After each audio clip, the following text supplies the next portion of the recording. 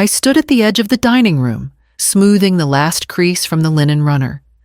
The plates had been polished, forks set just right, glasses already catching the soft light from the chandelier. The florist had left early that morning, and the arrangement in the center of the table still held its shape tall. Crisp whites with deep reds tucked low. I'd even lit the small candles beside each setting, just to add a bit of warmth. I hadn't cooked a thing. Eliza said they were handling everything this year. "Mom, just rest. Let us treat you, for once." So I did. I said yes. The food had arrived around 4. 2 young men in branded polos brought trays covered in foil, steam still rising when they handed them off. Everything looked right. Even the scent, glazed ham. Cornbread. Spiced fruit drifted down the hall like memory itself. At 6. I checked my reflection, reapplied lipstick, and sat near the front window. I could see the street from there. The street was quiet. At 7. I walked to the end of the driveway, just in case they had parked around the corner. I came back in quickly. Too cold to wait outside. At 7:30, I called Eliza. No answer. I sat down. Stood up again. Refilled the water pitchers. Rearranged one of the chairs that wasn't even crooked. At 8:12, my phone buzzed. It was a post. From my niece. There they were. Eliza, Jason, even little Audrey. Plates full. Glasses raised. Laughter frozen mid-air in a still photo. My hands felt suddenly very old. I studied the image. I looked past their smiles and caught the details, the same turkey platter I had. The exact floral centerpiece. The cloth napkins I'd ordered 2 weeks ago. They hadn't forgotten Christmas. They'd just moved it somewhere else. Without me, I didn't touch the food, didn't blow out the candles. I just walked to the bathroom, turned on the light, and faced the woman staring back. I looked older under that light, not just in the way my skin had folded a little more under the jawline, but in the way my eyes looked tired in a way sleep couldn't fix. The lipstick I'd carefully chosen that morning, something soft with a touch of plum, had worn off, leaving just the edges. My necklace sat right where he used to touch it when we danced in the kitchen. The house was too quiet, no footsteps across the wood floors. No whispered arguments between the kids over who forgot the wine. No shoes left at the door, no coats thrown over chairs. The hum of the fridge sounded louder now. I hadn't noticed it all day. I left the bathroom light on as I walked down the hall. The dining room looked just as I left it. 12 chairs, 12 plates. I stood at the head of the table for a moment. Then I reached over and began turning off the candles. One at a time, each little flame disappeared with a breath.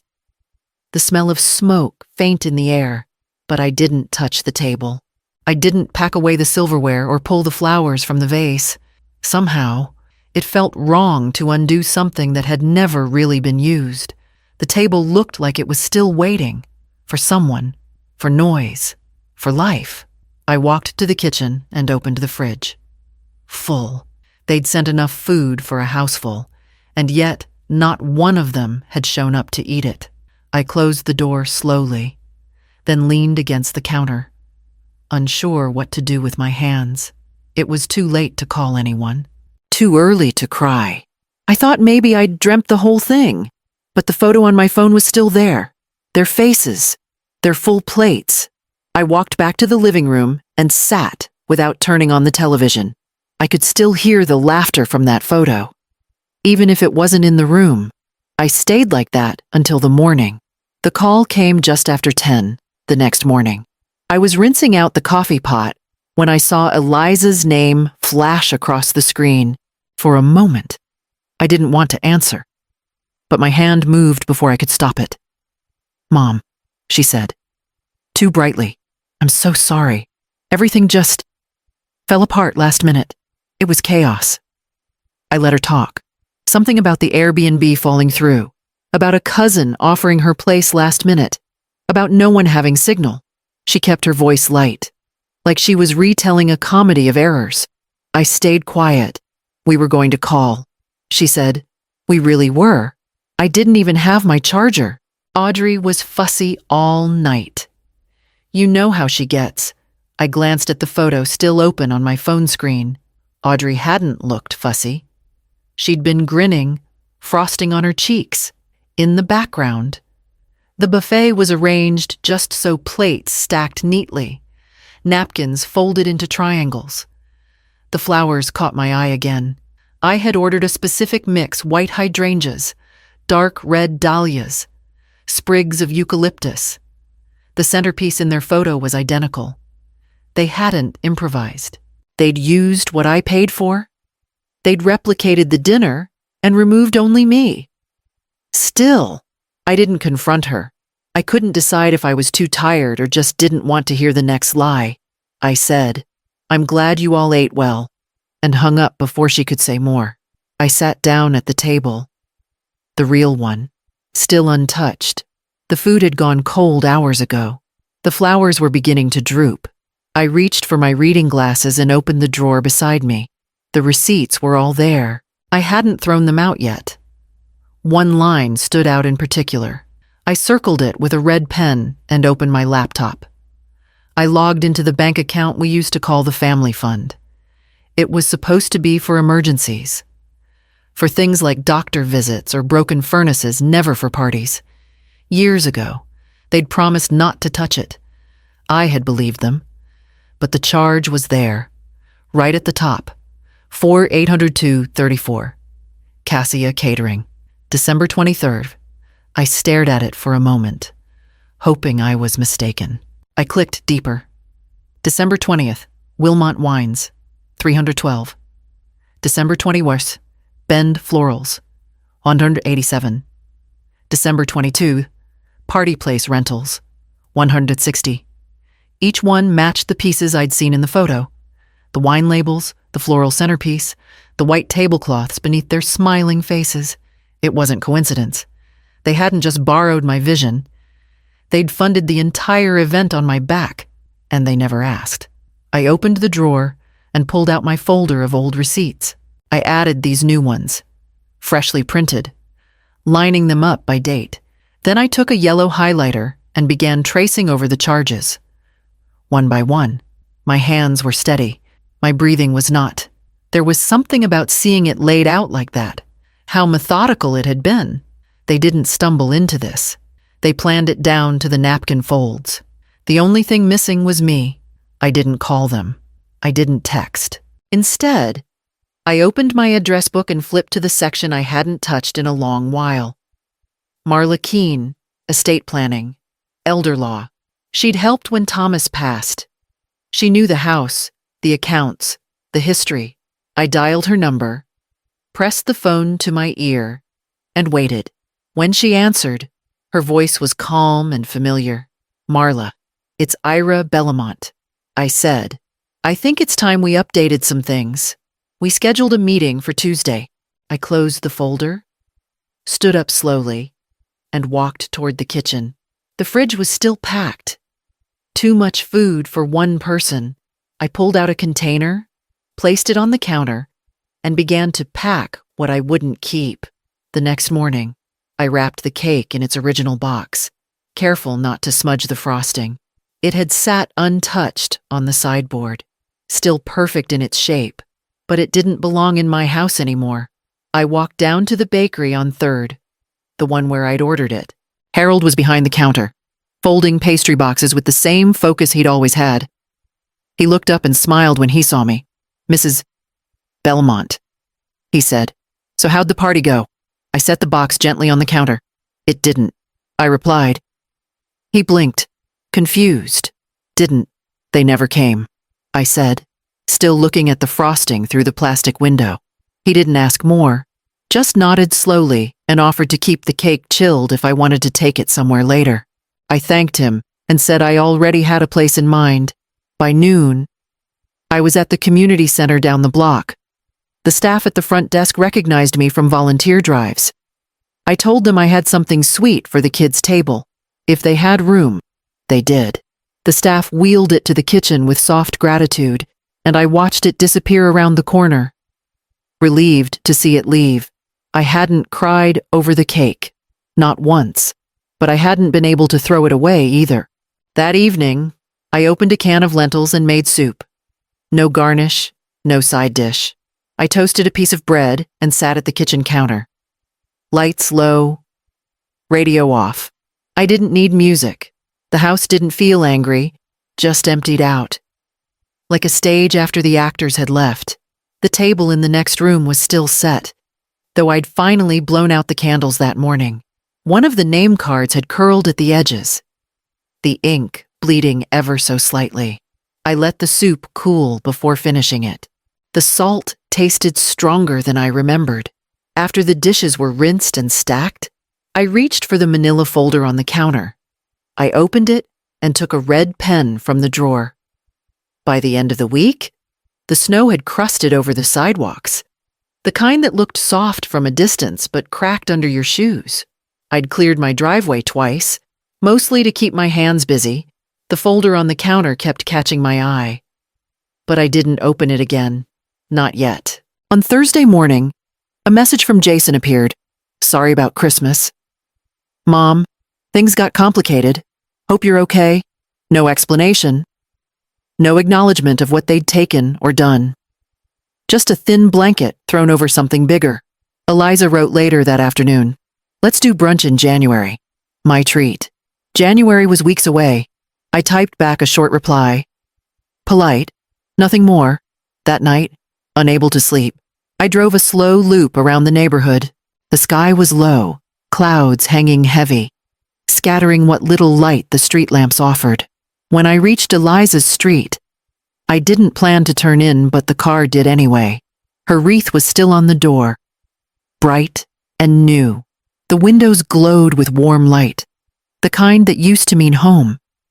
Through the front window, I saw movement, people gathered around a table, half standing, half laughing, passing dishes down the line.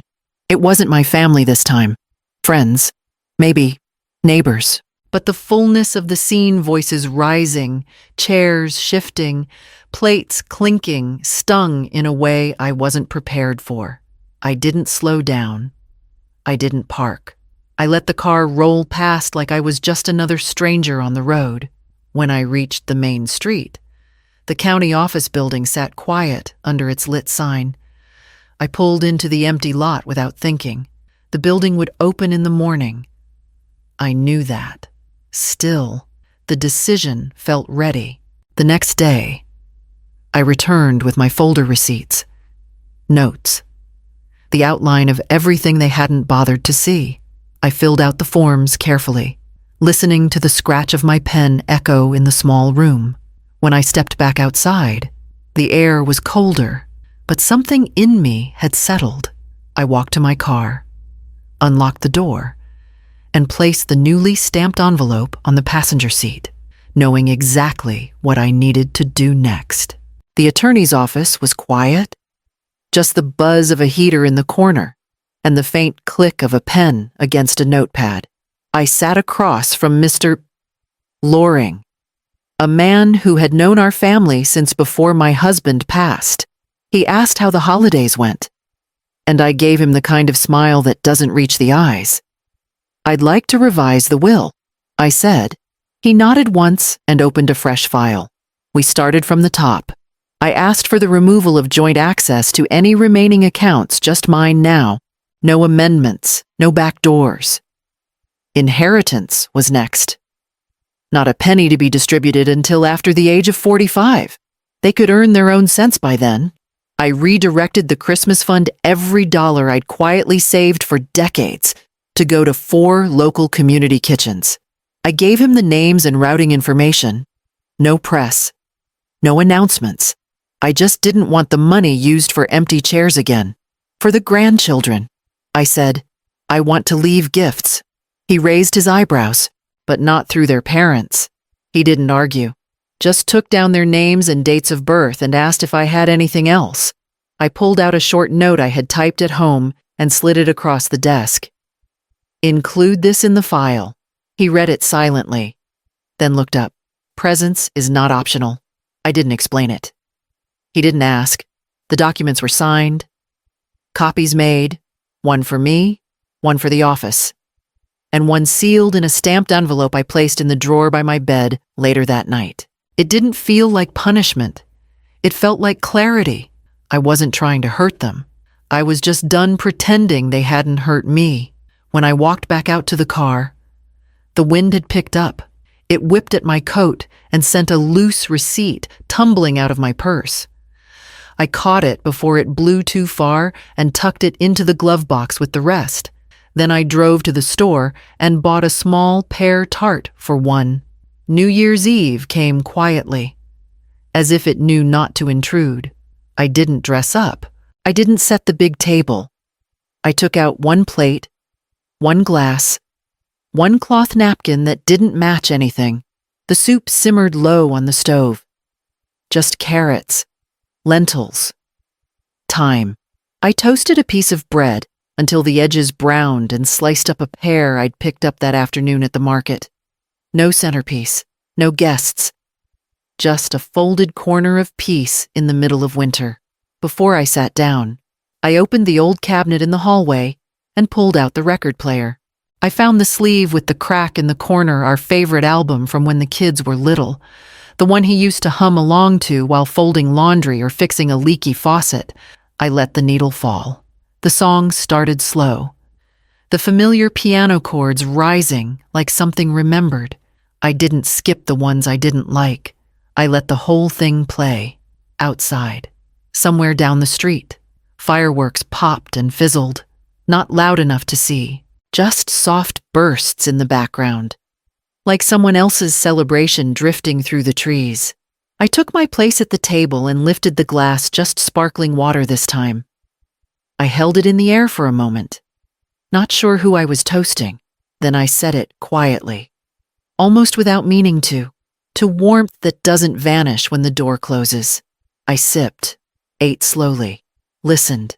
The record clicked when it ended and spun in silence. I didn't lift the needle. I just sat, letting the sound of the spinning fill the room. There was no ache in my chest. Not that night. Just the small weight of stillness I had chosen for myself. After dinner, I washed the plate and dried it by hand. I folded the napkin and tucked it away. The living room was still lit with soft lamplight. I left it on, just for company, and walked to the bedroom with the envelope in my hand. The package came 2 days after New Year's. A thin, square box with Eliza's handwriting stretched across the front. I set it on the kitchen counter and opened it slowly, half expecting some attempt at sentiment. Inside was a store-bought candle, the kind that smells more like chemicals than comfort, and a short note torn from a pad. Sorry again about Christmas. We should talk soon. Love you. The words looked rushed. The ink pressed harder on the last line as if guilt weighed on her hand, but not enough to change anything. I folded the note and placed it back in the box, then closed the lid and slid it into a drawer I rarely opened. My phone buzzed throughout the day. Jason checking in, Eliza sending a photo of Audrey, a message about a possible brunch date. None of it said what it needed to say.